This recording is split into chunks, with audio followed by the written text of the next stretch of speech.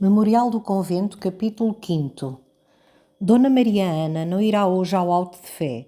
Está de luto por seu irmão José, o imperador da Áustria, que em pouquíssimos dias o tomaram as bexigas verdadeiras e morreu delas, tendo somente 33 anos. Mas a razão por que ficará no resguardo dos aposentos não é essa.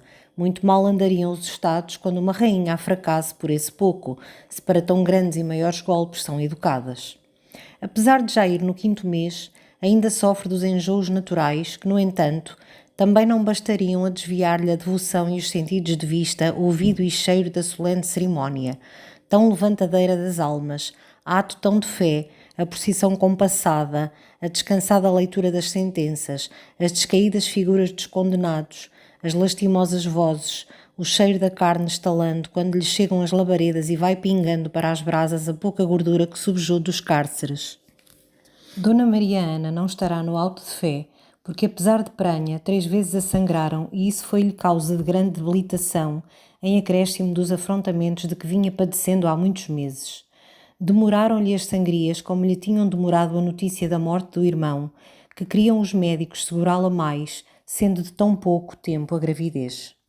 Que, em verdade, os ares não andam bons no passo, como ainda agora se averiguou ao dar a El-Rei um flato rijo, de que pediu confissão e logo lhe a deram, pelo bem que sempre faz à alma, mas terão sido imaginações suas que tudo se desatou num bom sucesso quando o purgaram, afinal era só a tripa empedernida. Está o palácio triste, sobre a tristeza em que de costume está, com o luto que El-Rei mandou dar a toda a sua casa e ordem para que os títulos e oficiais dela o pusessem, como ele pôs, fechando-se 8 dias e tomando 6 meses de nojo, 3 de capa comprida e 3 de capa curta, por demonstração do grande sentimento da morte do imperador seu cunhado. Porém, hoje é dia de alegria geral. Porventura a palavra será imprópria, porque o gosto vem de mais fundo, talvez da alma, olhar esta cidade saindo de suas casas, despejando-se pelas ruas e praças, descendo dos altos, juntando-se no rocio para ver justiçar a judeus e cristãos novos, a hereges e feiticeiros, fora aqueles casos menos correntemente qualificáveis, como os de sodimia, molinismo, repetizar mulheres e solicitá-las, e outras miuçalhas passíveis de degredo ou fogueira. São 104 as pessoas que hoje saem, as mais delas vindas do Brasil, ubre terreno para diamantes e impiedades, 151 os homens e 53 as mulheres. Destas, 2 serão relaxadas ao braço secular em carne por relapsas, e isto quer dizer reincidentes na heresia, por convictas e negativas, e isto quer dizer teimosas, apesar de todos os testemunhos, por contumazes, e isto quer dizer persistentes nos erros que são suas verdades, só desacertadas no tempo e no lugar. E estando já passados quase 2 anos que se queimaram pessoas em Lisboa, está o rocio cheio de povo, 2 vezes em festa por ser domingo e haver auto de fé. Nunca se chegará a saber de que mais gostam os moradores, se disto-se das touradas, mesmo quando só estas se usarem. Nas janelas que dão para a praça estão as mulheres vestidas e tocadas a primor, à almoa, por graça da rainha, com o seu vermelhão nas faces e no colo, fazendo trejeitos com a boca, em modo de a fazer pequena e espremida, visagens várias e todas viradas para a rua, a si próprias se interrogando as damas, se estarão seguros os sinaizinhos do rosto, no canto da boca o beijucador, na borbulhinha o encobridor, debaixo do olho desatinado, enquanto o pretendente confirmado ou suspirante embaixo se passeia, de lenço na mão e circulando a capa. E sendo o calor tanto, vão-se refrescando os assistentes com a conhecida limonada, o geral púcaro de água, a talhada de melancia, que não seria por irem morrer aqueles que se consumiriam estes. E se o estômago pede recheio mais substancial, não faltam aí os termoços e os pinhões, as queijadas e as tâmaras. El-Rei, com os infantes seus manos e suas manas infantas, jantará na Inquisição, depois de terminado o auto de fé. E estando já aliviado do seu incômodo, honrará a mesa do Inquisidor-Mor, soberbíssima de tigelas de caldo de galinha, de perdigões, de peitos de vitela, de pastelões, de pastéis de carneiro com açúcar e canela, de cozido à castelhana com tudo quanto lhe compete, e açafroado, de manjar branco e enfim doces fritos e frutas do tempo. Mas é tão sóbrio El Rei que não bebe vinho, e porque a melhor lição é sempre o bom exemplo, todos o tomam, o exemplo, o vinho não. Outro exemplo, mais do proveito da alma, se o corpo tão repleto está, será dado hoje aqui. Começou a sair a procissão. Vêm os dominicanos à frente, trazendo a bandeira de São Domingos, e os inquisidores depois, todos em comprida fila, até aparecerem os sentenciados.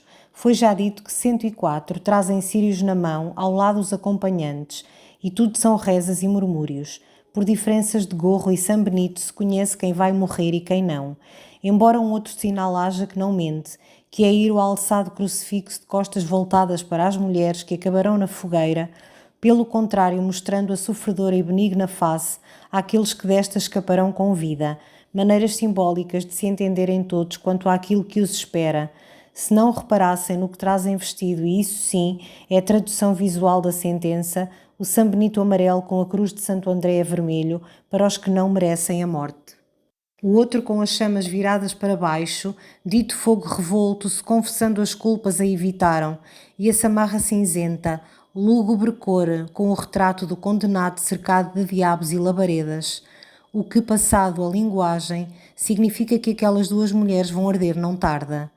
Pregou Frei João dos Mártires, provincial dos Arrábidos, e certamente ninguém o estaria merecendo mais se nos lembrarmos de que o Arrábido foi o frade cuja virtude Deus coroou, engravidando a rainha. Assim aproveita a prédica, a salvação das almas, como aproveitarão a dinastia e a ordem franciscana em sucessão assegurada e prometido convento. Grita o povinho furiosos impropérios aos condenados. Guincham as mulheres debruçadas dos peitoris, alanzoam os frades. A procissão é uma serpente enorme que não cabe direita no rocio e por isso se vai curvando e recurvando como se determinasse chegar a toda a parte ou oferecer o espetáculo edificante a toda a cidade. Aquele que ali vai é Simeão de Oliveira e Sousa, sem mistério nem benefício, mas que do santo ofício declarava ser qualificador, e sendo secular dizia missa, confessava e pregava, e ao mesmo tempo que isto fazia, proclamava ser herege e judeu. Raro se viu confusão assim. E para ser ela maior, tanto se chamava Padre Teodoro Pereira de Sousa como Frei Manuel da Conceição, ou Frei Manuel da Graça, ou ainda Belchior Carneiro, ou Manuel Lencastre. Quem sabe que outros nomes teria e todos verdadeiros, porque deveria ser um direito de escolher o seu próprio nome e mudá-lo 100 vezes ao dia. Um nome não é nada. E aquele é Domingos Afonso Lagareiro, natural e morador que foi em Portel, que fingia visões para ser tido por santo e fazia curas usando de bênçãos, palavras e cruzes e outras semelhantes superstições, imagine-se, como se tivesse sido ele o primeiro. E aquele é o padre António Teixeira de Sousa, da ilha de São Jorge, por culpas de solicitar mulheres, maneira canónica de dizer que as apalpava e fornicava, de certo começando na palavra do confessionário e terminando no ato recato da sacristia, enquanto não vai corporalmente acabar em Angola, para onde irá degradado por toda a vida. E esta sou eu, Sebastiana Maria de Jesus, um quarto de cristã nova, que tenho visões e revelações, mas disseram-me no tribunal que era fingimento, que ouço vozes do céu, mas explicaram-me que era efeito demoníaco, que sei que posso ser santa como os santos o são, ou ainda melhor, pois não há alcance diferença entre mim e eles, mas repreenderam-me de que isso é presunção insuportável e orgulho monstruoso. Desafio a Deus, aqui vou blasfema, herética, temerária, amordaçada para que não me ouçam as temeridades, as heresias e as blasfémias, condenada a ser açoitada em público e a 8 anos de degredo no reino de Angola. E tendo ouvido as sentenças, as minhas e mais de quem comigo vai nesta procissão, não ouvi que se falasse da minha filha. É seu nome Belimunda, onde estará?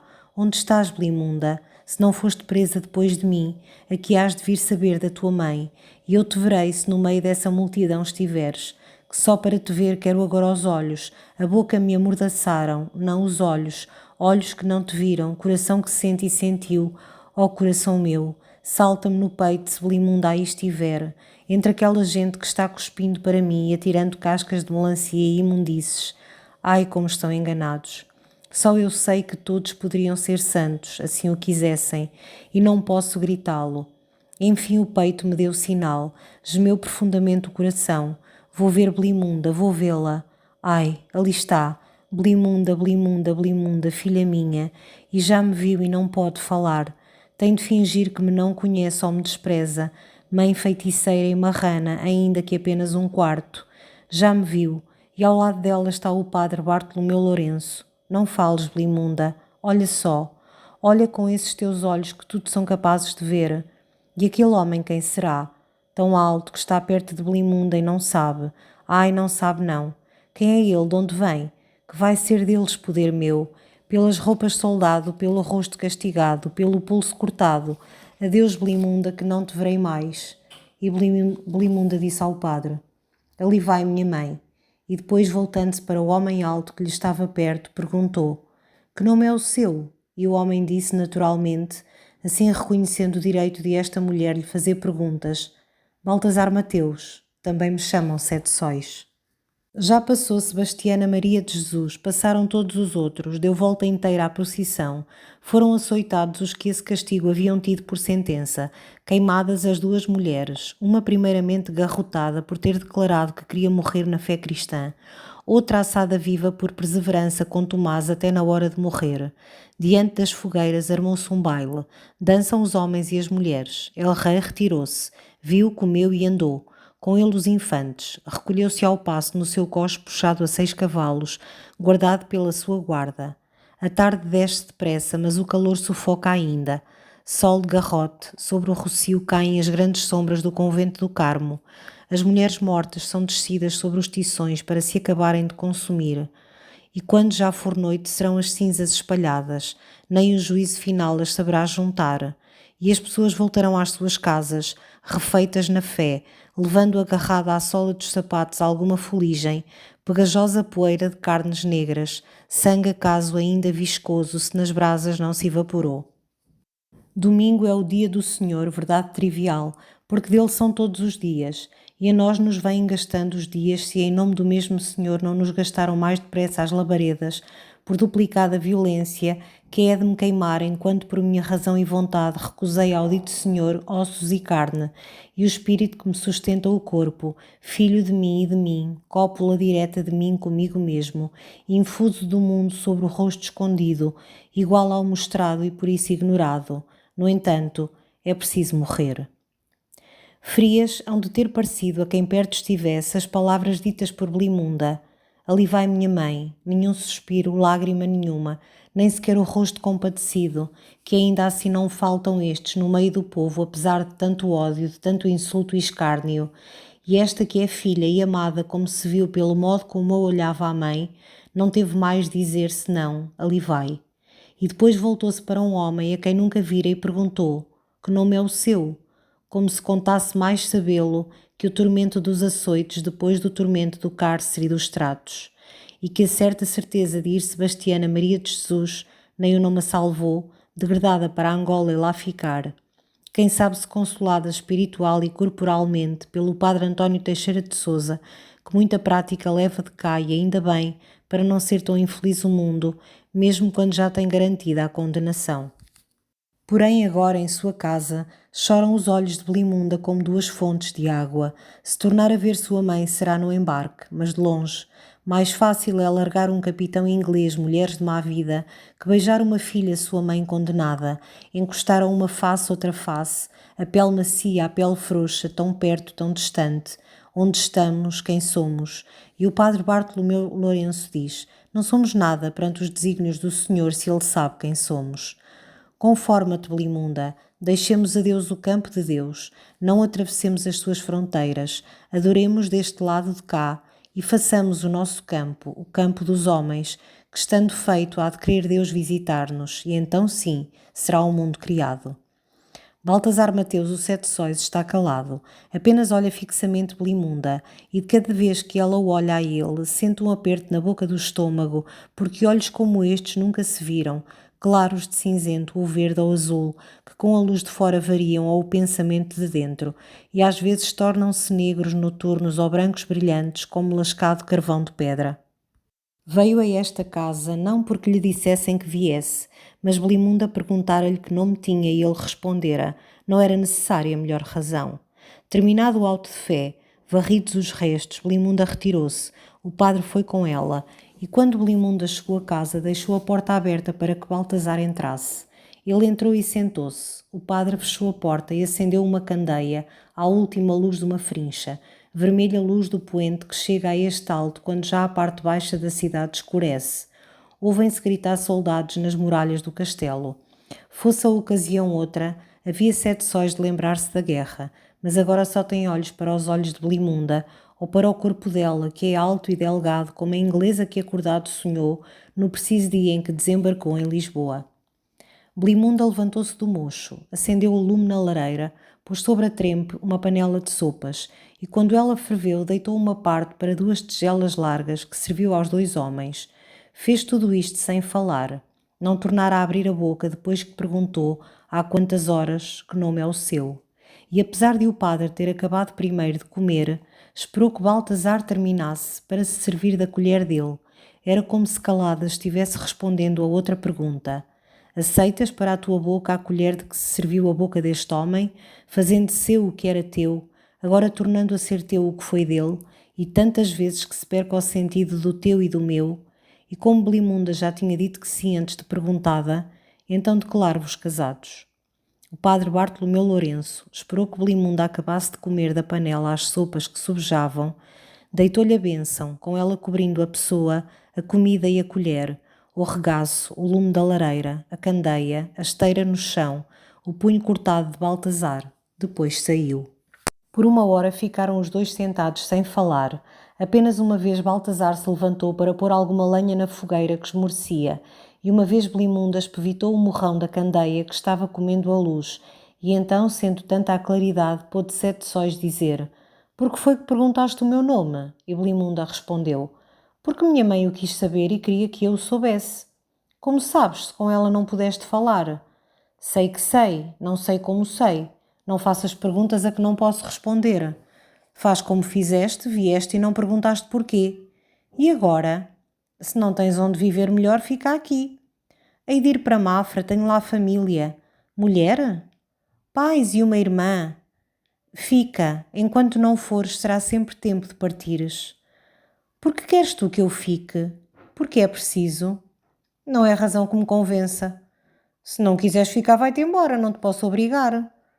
Não tenho forças que me levem daqui, deitaste-me um encanto. Não deitei tal, não disse uma palavra, não te toquei. Olhaste-me por dentro? Juro que nunca te olharei por dentro. Juras que não o farás e já o fizeste. Não sabes de que estás a falar. Não te olhei por dentro. Se eu ficar onde durmo? Comigo. Deitaram-se. Belimunda era virgem. Que idade tens? Perguntou Baltazar. E Belimunda respondeu: 19 anos.